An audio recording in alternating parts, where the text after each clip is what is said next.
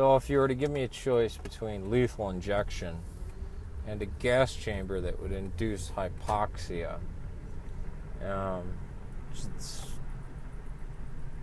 I guess it's still a gas chamber. I would pick the gas chamber.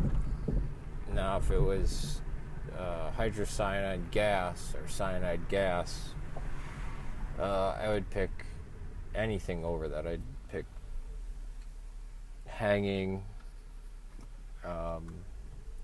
By the way, nobody is hung. They're hanged. That's one of my pet peeves is people say, oh, they were hung. No, they were hanged. The picture is hung. People are hanged. I'd pick firing. I'd pick firing squad, which is one of the worst ways to go. Pick the electric chair.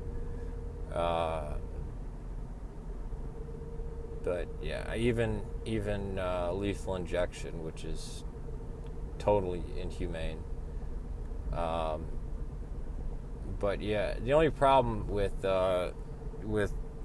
hypoxia, gas chamber that would induce hypoxia, is for someone like the late Susan Atkins or Tex Watson, Patricia Krenwinkel, Leslie Van Houten, these people who had no mercy. I mean, especially Susan Atkins, or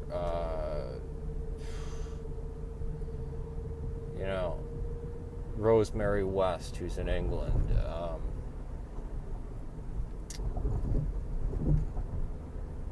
People who committed such horrific crimes. The idea that they would go peacefully and be, in their last moments, they'd be giddy and experience a form of bliss that most people haven't felt since they were a little kid on Christmas morning, is almost disgusting, is perverted compared to the way that they tortured and murdered the people who they did.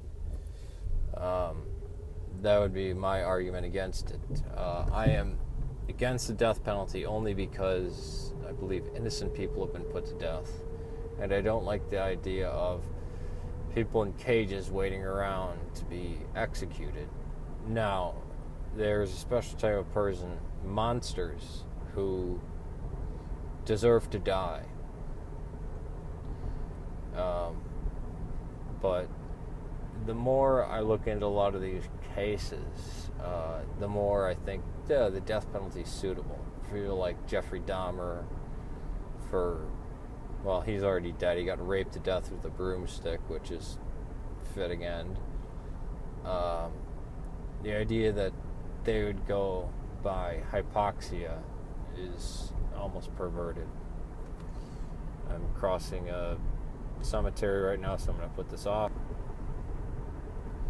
That actually happened to be the cemetery which my sister was buried in, or she's still there.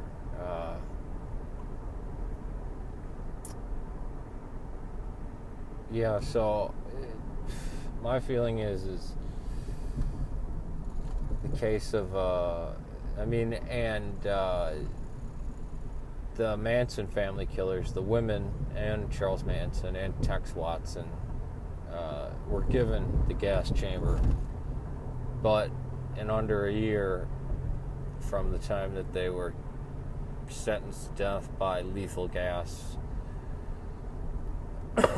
the death penalty was rendered, it was declared illegal.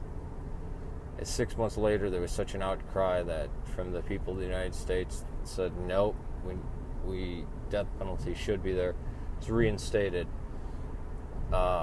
Unfortunately, all their terms were commuted to life in prison because of that, and they had conjugal visits where most of them were married. They were allowed to have sex as much as they wanted, basically, and I believe Charlie Tex Watson, who committed all the murders, except the Hinman murder, that was Bobby Beausoleil, but committed all the Tate LaBianca murders. had something like 4 children. The women, I know one of them had 3, or the girls had something like 3 children. I think another one had 2 children. Leslie Van Houten was out for like 2 years on bail. Just disgusting, you know. Now I don't believe the penal system allows it. I think by the early 90s, conjugal visits were done away with, as they should be. I think minimum security prisons maybe should allow them. I don't know, but the idea that, you know, serial murderers, I don't want to call them killers, serial murderers, psycho killers should have conjugal visits. Ridiculous. But yeah, the idea that somebody like what's her name, Sadie Mae Glutz, also known as Susan Atkins, would die by hypoxia, to me that's repulsive and perverted. Her to die by cyanide gas, where it's painful, takes minutes to die, I think that would be very fitting. Again, this is coming from somebody who's lifelong against the death penalty, even though people in my family were for the death penalty ever since I was young. I always thought it was wicked and evil. Even one of my friends, who's now a Democrat living in Washington State, he was for the death penalty his whole life, and after being a lawyer and fighting in a case where he believed the man to be not guilty of the crime, was sentenced to death, he finally was against the death penalty. But I think in certain cases, death penalty is warranted, but seeing how our justice system is broken, I'm not for that. Peace to you.